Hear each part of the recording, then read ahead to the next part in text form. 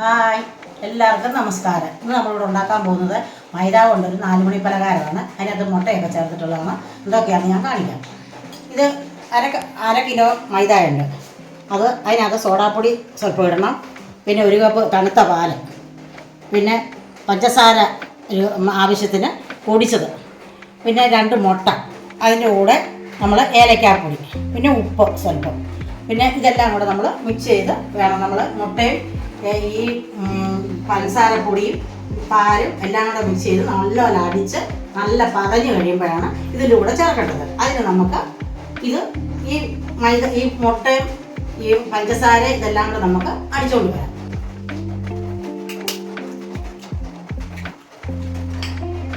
രണ്ട് മുട്ട, പഞ്ചസാര ഇടാം.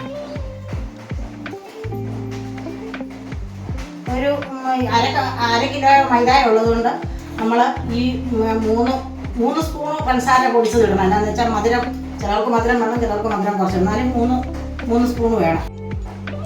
നമ്മുടെ ഈ മുട്ടയും പാലും പഞ്ചസാര എല്ലാം കൂടെ ഏലക്കാപ്പൊടി എല്ലാം ഇട്ട് നല്ലപോലെ ഇത് അടിച്ചിട്ടുണ്ട്. ഇത് ഇനി നമുക്ക് അടിച്ച് നല്ല വൃത്തിയായിട്ട് എടുത്തിട്ടുണ്ട്. ഇതിനകത്തോട്ട് നമുക്ക് ഈ മൈദ ഇനി ഈ പാത്രത്തിനകത്തോട്ട് ഇടാം.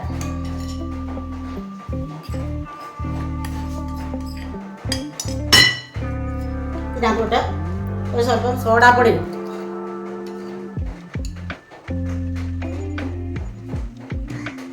നമുക്ക് സ്വല്പം ഉപ്പ് ചേർക്കാം. ഇനി നമുക്ക് ഈ അടിച്ചോണ്ട് വന്നിരിക്കുന്ന മുട്ടയൊക്കെ അടിച്ചോണ്ട് വന്നിരിക്കുന്നത് നമുക്ക് ഇതിനകത്തോട്ട് ഒഴിക്കാം. ഇനി ഇത് നമുക്കൊന്ന് ഇളക്കാം.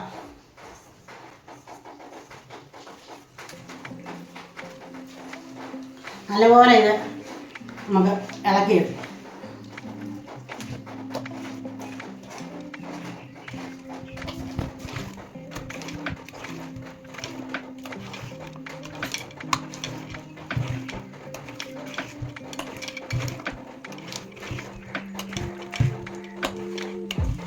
നമ്മൾ വെള്ളം ചേർക്കത്തില്ല. ഇതിനകത്ത് ഈ അടിച്ചോണ്ട് വന്ന ഈ പാലിൻ്റെ മുട്ടയുടെയും കൊണ്ട് മാത്രമാണ് നമ്മൾ പഞ്ചസാരയൊക്കെ കഴിച്ചില്ല. അതുകൊണ്ടാണ് നമ്മൾ ഇതിന് വെള്ളം ഇതിനകത്ത് ചേർക്കുന്നില്ല.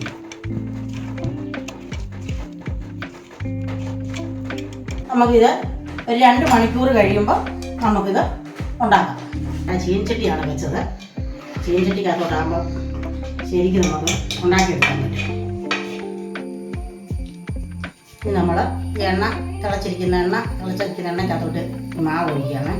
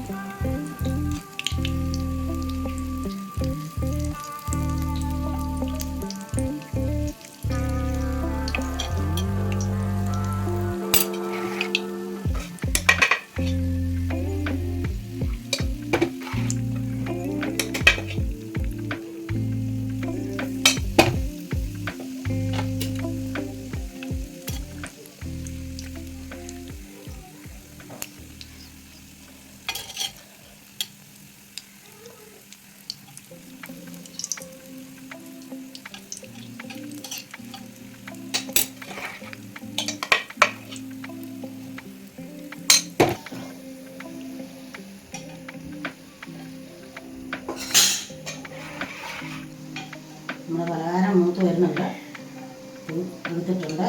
നമുക്ക് ഇത് എല്ലാവരും ഉണ്ടാക്കണം. ഇത് നമ്മളിത് കോരി എടുക്കുകയാണ്. എല്ലാവരും കാണണം കേട്ടോ.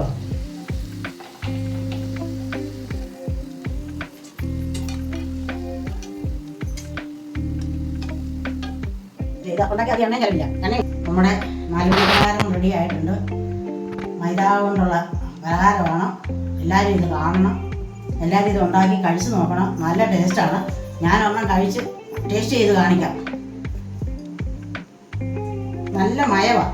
കണ്ട മൈദയും മുട്ടയും പഞ്ചസാരയും പാലും കൂടെ ചേർത്ത് നല്ല മയമുള്ളതാണ്. ഇത് മുറിച്ച് നോക്കുമ്പോൾ തന്നെ നിങ്ങൾക്ക് കാണാമല്ലോ, നല്ല മയമാണ്. ഇത് കുഞ്ഞുങ്ങൾക്കൊക്കെ കൊടുക്കാൻ നല്ലതാണ്.